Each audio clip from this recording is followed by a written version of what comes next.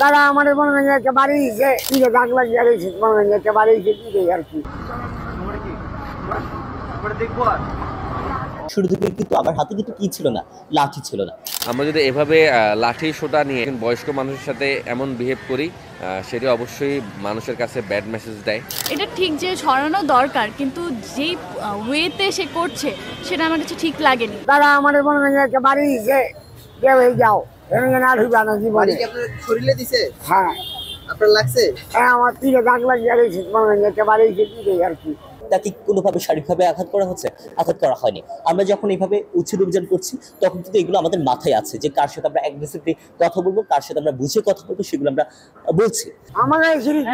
আপনার কাছে যে ফেন্সিডিলের সিরিজটা পাওয়া গেল, এটাকে আপনি কিভাবে বলবেন বলেন? এটা আমার কাছে পাইবেন এটা আপনাকে পাওয়া গেছে এই যে মেট্রোর পিছনে, এখানে আপনি যে মেট্রোর পিছনে থাকতেন এখানে আপনার কাছে পাওয়া গেছে। আপনি এবং আপনার সাথে আরো একজন ছিল, দুজনের মধ্যে মারামারি করতেছেন। আপনার থেকে ফেন্সিডিলের সিরিজটা আরেকজন নিয়ে গেছিল, আপনি তার সাথে মারামারি করতেছিলেন। এটা কি ঢাকা বিশ্ববিদ্যালয়, এটা কি এটা কোনো শিক্ষা প্রতিষ্ঠানের কাজ? না ভাই, ক্যাম্পাসের মধ্যে মাদকের সিন্ডিকেট চলে, ক্যাম্পাসের মধ্যে ছিনতাই হয় সন্ধ্যার পরে।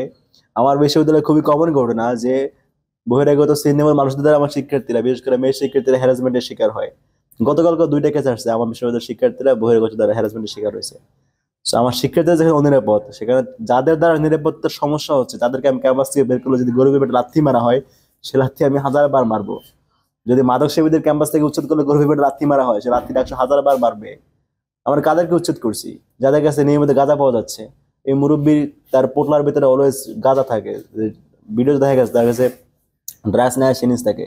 তো এরকম একটা মানুষের ক্যাম্পাসে উচ্ছেদ করবো না আমি? এটা করতে গিয়ে যদি মনে হয় গরিবের পেটে লাথি মারতেছি, লাথি আমি মারবো। কারণ গরিবের ইকোনমি আমি চাই না মাদকের মাধ্যমে গড়ে উঠুক। টোটালটাই হচ্ছে আমাদের কার্জন এরিয়া, এবং ওই দিক থেকে কিন্তু অমরকিশোর হল, এবং অমরকিশোর হলে শিক্ষার্থীরা কিন্তু ওই দিক থেকে কি করে, যাওয়া আসা করে, এবং এটা টোটালটাই কিন্তু কি আমাদের বিশ্ববিদ্যালয়ের অংশে পড়ে। এখন যে পোস্ট করেছেন তিনি কিন্তু বিতর্কিত করার জন্য ওখানে এক্সাক্ট যে লোকেশন সেটা কিন্তু দেন নাই। উনি বলছেন বার্নস্ট্রিট আমাদের আওতায় না পড়লেও আমাদের যে জায়গা থেকে তাকে ধরা হয়েছে তার অপোজিট জায়গাটা, সেটা কিন্তু আমাদের কি আওতায় পড়ে। That's it.